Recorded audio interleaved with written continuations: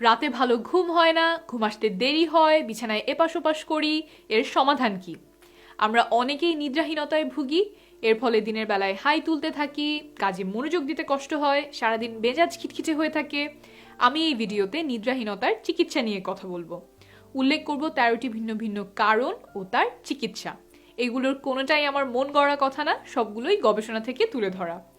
কোন চিকিৎসাটা আপনার ক্ষেত্রে প্রযোজ্য হবে সেটা শেষে বলবো, তাতে বুঝতে সুবিধা হবে। 1. গবেষণায় দেখা গেছে ঘুমাতে গেলে অনেকের নানা দুশ্চিন্তা মাথায় আসতে থাকে, ফলে ঘুম আসে না। এই সমস্যা সমাধানের জন্য একটা পদ্ধতি আছে, যাকে বলে ওয়ারি টাইম। বাংলায় এর অর্থ দাঁড়ায় দুশ্চিন্তার সময়।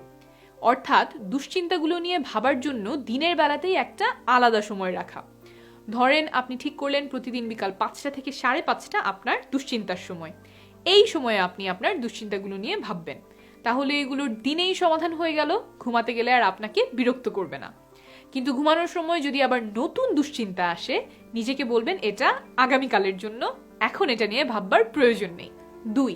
কিছু খাবার এড়িয়ে চলতে হবে। চা, কফি, কোমল পানীয় আর এনার্জি ড্রিঙ্কস। কারণ কি? কারণ এগুলোতে আছে ক্যাফিন। ক্যাফিন কি করে? ঘুম আসতে দেয় না, ঘুম আসলেও গভীর হতে দেয় না। তাই ঘুমের সমস্যা থাকলে এগুলো না খাওয়াই ভালো। বিশেষ করে ঘুমের 6 ঘন্টা আগে এগুলো খাওয়া যাবে না। তাহলে কি খাবেন সেটা নিয়েই পরের পয়েন্ট। 3. ঘুমের কাছাকাছি সময়ে গরম দুধ পান করতে পারেন, কারণ দুধে আছে ট্রিপ্টোফ্যান। গবেষণায় দেখা গেছে এটা ভালো এবং লম্বা সময় ধরে ঘুম হতে সাহায্য করে। 4. নিদ্রাহীনতার রোগীদের চিকিৎসায় আরেকটা পদ্ধতি শেখানো হয়, যেটা আপনারও উপকারে আসতে পারে। তা হলো ঘুমাতে যাওয়ার আগে 1 ঘন্টা রিল্যাক্স করা। এটাকে বলে ওয়াইন্ড ডাউন টাইম। দিনের ব্যস্ততা আর দুশ্চিন্তাগুলো থেকে নিজেকে দূরে সরিয়ে আনতে এই সময়টা ব্যবহার করতে বলা হয়।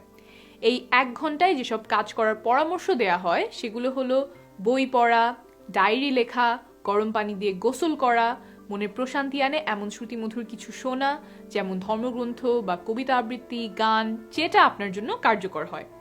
যেসব কাজ করতে মানা করা হয় সেগুলো হলো ঘুমানোর আগে টিভি দেখা, কম্পিউটার বা মোবাইল ফোন ব্যবহার করা, কারণ এই যন্ত্রগুলোর স্ক্রিনের উজ্জ্বল আলো মস্তিষ্ককে সজাগ করে তোলে, ফলে ঘুম আসতে দেরি হয়। 5. যাদের বিছানায় শুয়ে থাকার পরও ঘুম না আসার সমস্যা আছে, তাদের জন্য স্টিমুলাস কন্ট্রোল নামক একটা চিকিৎসা পরামর্শ দেয়া হয়।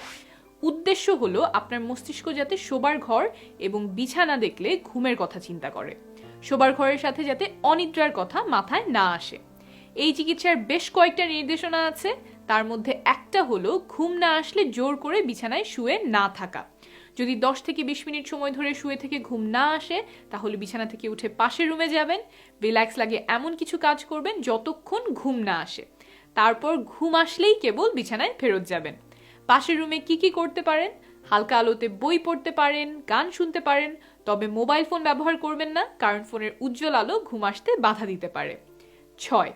স্টিমুলাস কন্ট্রোল চিকিৎসা পরামর্শের আরেকটি নির্দেশনা হলো বিছানা শুধু ঘুমের জন্য ব্যবহার করা, বিছানায় অন্য কাজ না করা। আমরা অনেকেই বিছানায় খাবার খাই, পড়াশোনা করি, মোবাইল বা কম্পিউটার ব্যবহার করি, বাসায় থাকলে দিনের অনেকটা সময় বিছানায় কাটাই। ঘুমের সমস্যা কমাতে চাইলে এগুলো এড়িয়ে চলতে হবে। 7. অনেক নিদ্রাহীনতার রোগী বারবার ঘড়িতে সময় দেখে দুশ্চিন্তাগ্রস্ত হয়ে পড়ে। এটা তাদের ঘুমের ওপর খারাপ একটা প্রভাব ফেলে। তাই তাদেরকে ঘড়ির দিকে না তাকানোর পরামর্শ দেওয়া হয়। কি কি উপায়ে এটা করা যেতে পারে? ঘড়ির মুখ উল্টো দিকে ঘুরিয়ে রাখা, দেয়ালে ঘড়ি থাকলে সেটা নামিয়ে নেয়া, আর ফোনটা দূরে রেখে ঘুমানো। আবার এসব ব্যবস্থা নিতে গিয়ে ঘড়ি একদম লুকিয়ে ফেলবেন না, সকালে সময় মতো জেগে উঠতে হবে। ঘড়ি দূরে আছে কিন্তু সকালবেলা অ্যালার্ম বাজবে এবং আপনি শুনতে পাবেন এমন ব্যবস্থা করে ঘুমাবেন। আর বাসায় যদি কেউ ঘুম থেকে ডেকে দেওয়ার মতো থাকে, তাহলে তো আর অ্যালার্ম নিয়ে এত চিন্তা করার প্রয়োজন নেই। 8. গবেষণায় দেখা গেছে অনেকের মনে ঘুম নিয়ে এমন কিছু ধারণা থাকে যা দুশ্চিন্তার উদ্রেক করে এবং ভালো ঘুম হতে ব্যাঘাত ঘটায়। কি সেই চিন্তাগুলো? যেমন প্রতিদিন আমাকে 8 ঘন্টা ঘুমাতেই হবে, যখন 8 ঘন্টা ঘুমানো আপনার জন্য সম্ভব নয়। আবার ঘুমাতে গেছেন, ঘুম আসছে না, এর মধ্যে দুশ্চিন্তা শুরু করলেন, আজ রাতে ভালো ঘুম না হলে কালকে কাজে খারাপ করব বা পরীক্ষায় ফেল করব। আবার মাঝরাতে চিন্তা শুরু করলেন যে নিদ্রাহীনতা কোনোদিনও সারে না, আমার এটা সারা জীবন থাকবে। আপনার মাথায় যদি এমন চিন্তা আসে, তাহলে সেটাকে ধরে ফেলবেন আর ঠান্ডা মাথায় নিজেকে বোঝাবেন এই চিন্তাগুলোর কোনো ভিত্তি আছে কিনা। 9, ঘুমানোর আগে আগে অনেক বেশি করে খাবার খেলে কারো কারো ঘুম ভালো নাও হতে পারে। যাদের রাতে ঘুমের সমস্যা আছে তাদের জন্য ঘুমানোর 3 থেকে 4 ঘন্টা আগেই রাতের খাবার সেরে নেওয়ার পরামর্শ দেওয়া হয়। 10, ধূমপান এড়িয়ে চলতে হবে, কারণ নিকোটিন একটি উত্তেজক পদার্থ। যারা ধূমপান করে তারা সহজে ঘুমাতে পারে না, ঘন ঘন ঘুম ভেঙে জেগে ওঠে এবং প্রায়ই তাদের ঘুম ব্যাহত হয়। একদম সম্পূর্ণভাবে পরিহার করা সম্ভব না হলে অন্তত ঘুমানোর 1 ঘন্টা আগে ধূমপান থেকে বিরত থাকবেন। 11, আরেকটা গুরুত্বপূর্ণ নির্দেশনা হলো নিয়মিত ব্যায়াম করা। শরীর সচল রাখলে রাতে ঘুম ভালো হয়, তবে ঘুমানোর 3 ঘন্টা আগে ব্যায়াম পরিহার করতে হবে। 12, শরীরকে প্রতিদিন একই সময় ঘুমাতে অভ্যস্ত করার জন্য নির্দিষ্ট সময়ে ঘুমানো আর ঘুম থেকে জেগে ওঠা প্রয়োজন। যেমন আপনি যদি ঠিক করেন যে প্রতিদিন রাত 11টায় ঘুমাতে যাবেন আর সকাল 7টায় ঘুম থেকে উঠবেন, তাহলে এই যে রাত 11 থেকে সকাল 7টা পর্যন্ত সময়ে আপনার শরীর একটা ভালো ঘুম দিতে অভ্যস্ত হয়ে পড়বে। জেগে ওঠার সময়টা প্রতিদিন একই রাখার চেষ্টা করবেন।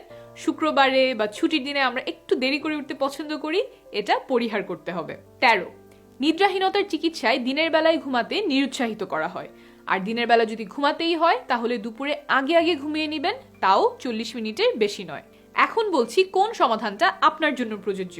এতক্ষণে নিশ্চয়ই বুঝতে পেরেছেন নিদ্রাহীনতা অন্যান্য রোগ থেকে একটু ভিন্ন। যেমন টাইফয়েড বা করোনা ভাইরাস হলে আমরা নিশ্চিত জানি যে আপনার শরীরে একটা জীবাণু প্রবেশ করেছে। নিদ্রাহীনতার ক্ষেত্রে তেমন নিশ্চিত একটা কারণ নাও থাকতে পারে, একজনের জন্য এক একটা হতে পারে। আমি যে 13টি কারণ ও তার চিকিৎসা বলেছি তার সবগুলো আপনার জন্য প্রযোজ্য হবে না। যেটা যেটা আপনার ক্ষেত্রে প্রযোজ্য শুধু সেটাই আপনি পালন করবেন। যদি এসব ব্যবস্থা নিয়েও ঘুমের সমস্যার সমাধান না হয়, ঘুমের অভাব নিয়মিত সমস্যা হয়ে দাঁড়ায়, আপনার দৈনন্দিন জীবন ব্যাহত হয়, ঘুম নিয়ে খুব বেশি দুশ্চিন্তা হতে থাকে, তবে ডাক্তারের সহায়তা নেবেন, নিজে নিজে ঘুমের ওষুধ খাবেন না।